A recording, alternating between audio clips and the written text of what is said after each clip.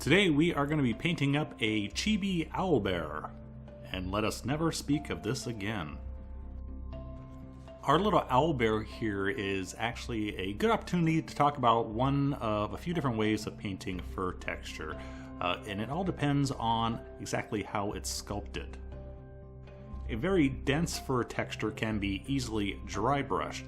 Also, a very smooth surface you can recreate fur using thicker paint and painting it with texture. And now we have a situation where we're kind of in between here, where we have hair on the miniature, but it's more in thick strands and clumps. And so what we're going to do is try to emphasize all that hair. We're beginning with an undercoat of Vallejo game color Charred Brown, and over that using a 50-50 mixture of Beasty Brown and Charred Brown. And you can see I'm using kind of large, broad brush strokes here, leaving the Charred Brown in the deep recesses, but following the pattern of the hair that's on the miniature with this current base coat. Our next coat is straight Beasty Brown. And once again, we are following the direction of all these large hair clumps, but we're leaving some of the previous undercoat showing through.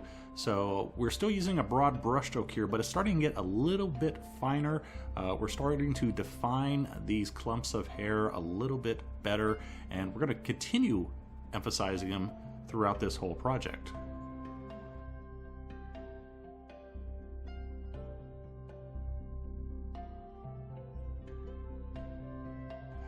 To our Beasty Brown, I've now added Filthy Brown, which is a much more yellow brown coat to it. And this is not only highlighting our fur, but it's also introducing a new color, because a lot of animal coats, there's a lot of color variation. So we want to add some color and not just add highlights. Also note that those big broad brush strokes that we were using at the beginning have given way to a much more precise application of the paint. I even switched to a smaller tipped brush here, going from a number 1 to a number 0. And rather than those big broad brush strokes, I'm now trying to emphasize an area on top of those areas I've already painted. So really defining the edges and the tips of all those big clumps of hair. You can really start to see that contrast we're getting from those deep dark charred brown areas to our lighter mixture that we're currently using.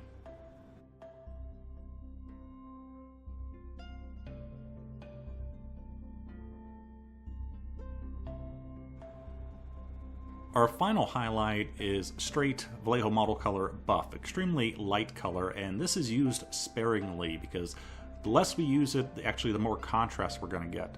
So I'm just using it in very small reserved areas, usually at the ends of a large fur area where I want to really define the tip or the point it comes to. And you can really see the contrast here, what we've done in a very short amount of time. And just look at the depth that the hair has. And it's all done simply through layers of paint, slowly building up and decreasing the amount of surface we're covering. Now we could have painted the entire owlbear the way I just showed you, but that's a little boring. Let's add some color variation.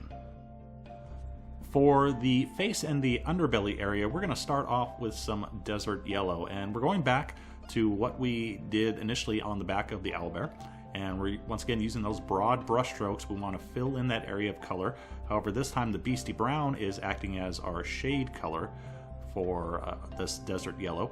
Also, we need to blend the color into all the paint we already done. So a little bit of the desert yellow is brought back in small brush strokes, slowly blending the color into all that brown work that we previously did. So we don't have a sharp edge.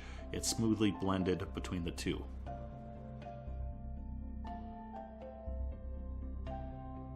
Once again, the highlighting process continues as on the back, simply redefining those broad brush strokes that we placed previously, switching to a smaller brush if needed, or at least using a little bit more care, defining all those hairs and whatnot.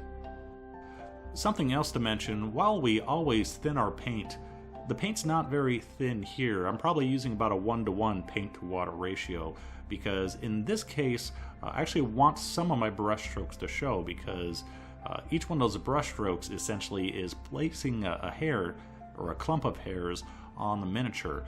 So that's giving us our definition and breaking up these large sculpted clumps of hair into much finer strands, essentially.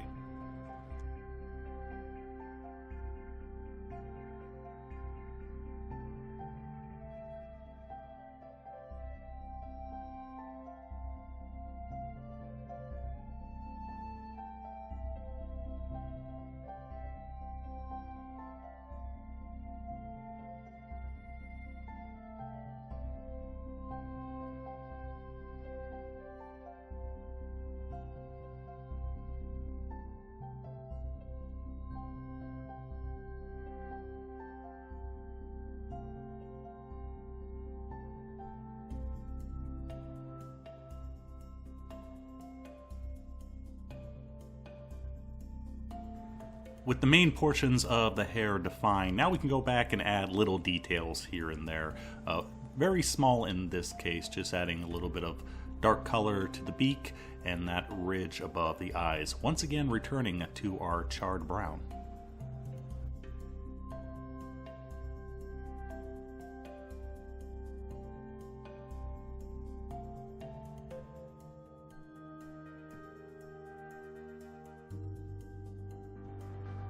So time for a little bit of bean painting. Not a whole lot to add here, fairly straightforward. Do want to say two things. First of all, undercoat with charred brown. Yes, once again, using that charred brown, tying everything together. And then we're going to base coat with rose brown, and then proceed to add some pale flesh for the highlights. Second thing I want to mention, giving this a much harder edge to the feet than I normally would, because this is a cutesy, chibi little owlbear, so we're not necessarily going for realism here. We're going for a bit more of a cartoon, cell animated look, so that extreme contrast is perfectly acceptable here.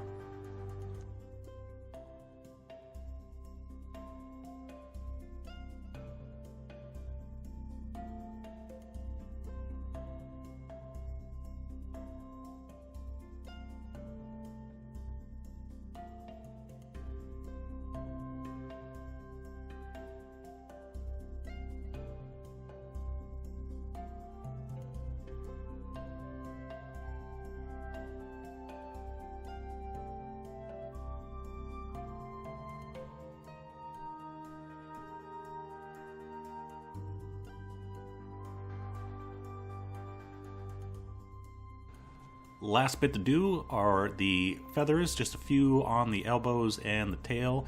And once again, going for a bit of unusual color, we are using some Parasite Brown. Again, try to emphasize a more cartoony look of the figure. And we are painting all those little feather bits with some extreme textured brush strokes following the angle of the feathers themselves. Could dry brush it, that this is going to give us much more stark results, and I think more appropriate for the figure.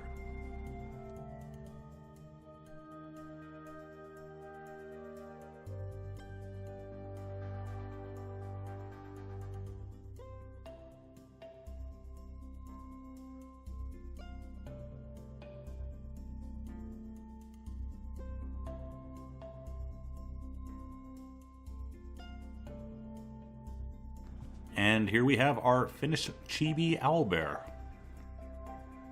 So I didn't do this video just to have something cute to paint. Actually, I kind of hate chibi myself.